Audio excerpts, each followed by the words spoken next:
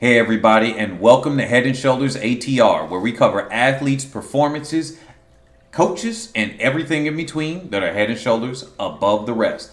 And today you saw the title, How Femke Bol Can Beat Sydney McLaughlin. And I wait a minute, everybody, for my regular viewers. And I just noticed something is off center about this image. I'm not going to fix it right now. But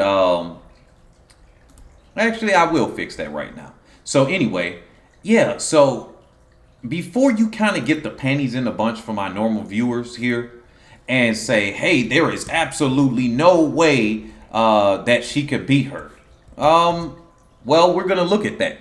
A lot of people are looking at this saying, hey, it's the age thing. They have a good rivalry going. She's getting faster. She's got the indoor world record in the 400 and everything. So this is a part one of a two-part series right here. And I just did a correction. Think you'll see it on the screen in just a moment. There it is. So this is a part one of a two-part, technically three, because I'll give my thoughts on it right now, or at the end of these. So part one, we're going to look at the ways in which she can beat Sydney McLaughlin. I think that would be fair, right? So let's start. Now, and for one last thing, and for the people that are saying, what about Dalilah Muhammad and everybody else? Look, we're talking about the world's best, which is Sydney McLaughlin versus the rest. And the number two as of the last championships has to be Femke Bol. Plus, it's the number one of the U.S. versus the number one of another nation, right? Okay, you will have that. That's how the head-up matchups usually go when they're like that.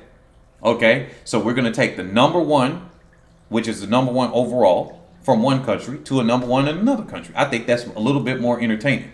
So we're going to look at it this way. Sydney McLaughlin, 23 years old. Okay, great. So let's start looking at her personal best right here. Let's look at the 400.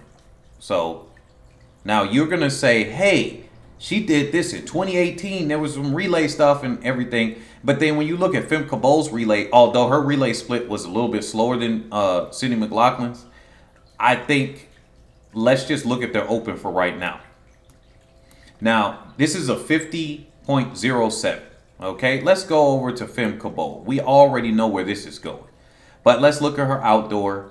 Her outdoor was 49.44. Great. National record and everything, 49.44. She's opened up indoor, right, with the tighter curves and everything like that, even on the bank track. Okay, great. So she's got a 49.26. So she's even opening up faster. And before you say, well, she really didn't try that hard, I don't know. When you look at her progression and her results, I'm not even going to go to the results here. You're going to see that she did run that 51.16 back in 2021. And I don't know. That was in April, right? That was in April. And you could argue that she could go faster, especially because of her personal best. But we just got to look at this 400 to 400 right now. That means that was a good effort that she put in there. It wasn't like it was just jogging. It was a good effort.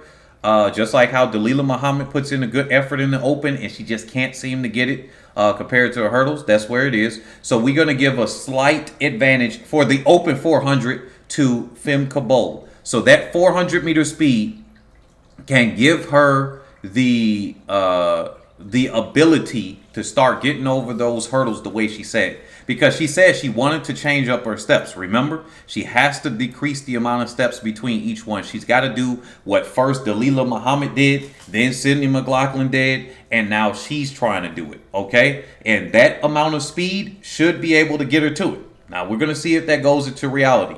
Now, the next thing we're going to look at right here.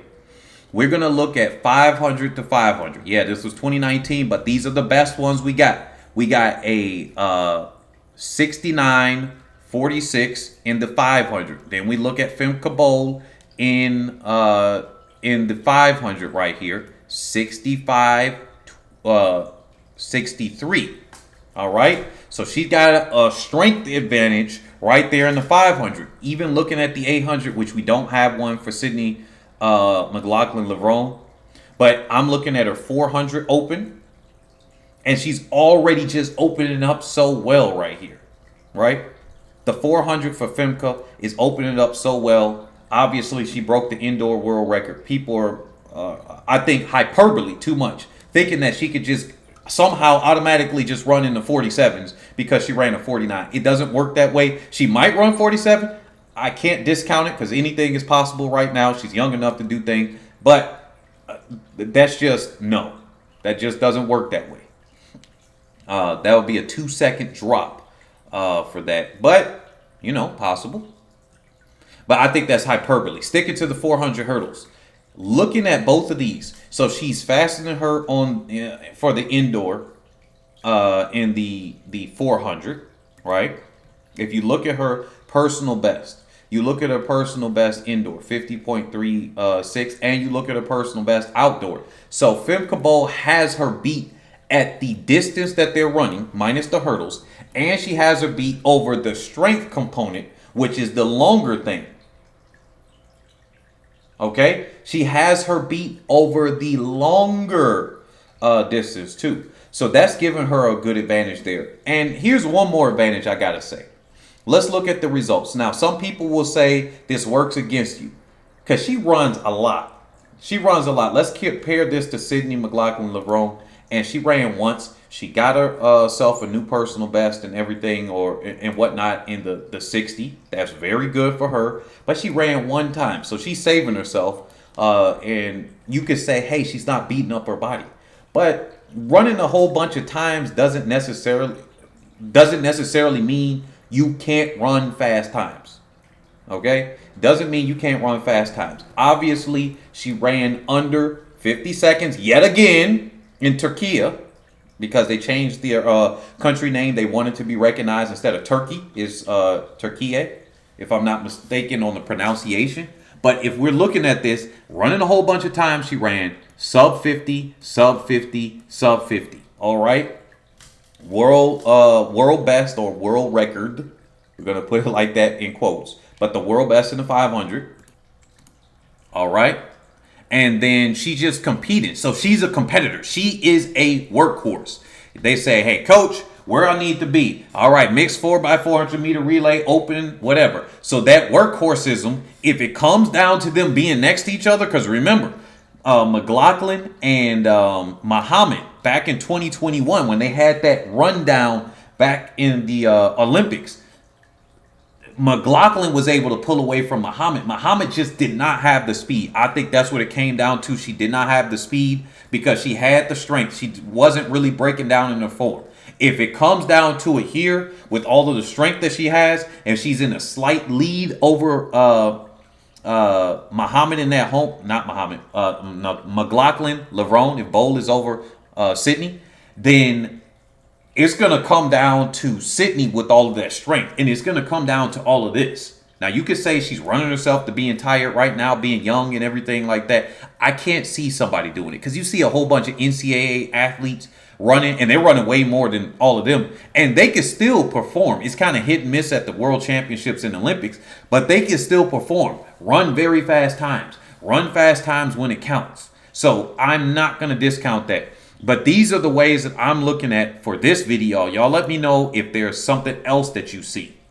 Right now, this is what I can see. On the next video, we're going to go through all of the ways that Sydney McLaughlin will just basically win and, dare I say, trounce Femke Bol yet again like she did the rest of the field last year. But these are the only ways that I see. I don't really see any other way to really get her from there. But you guys may disagree.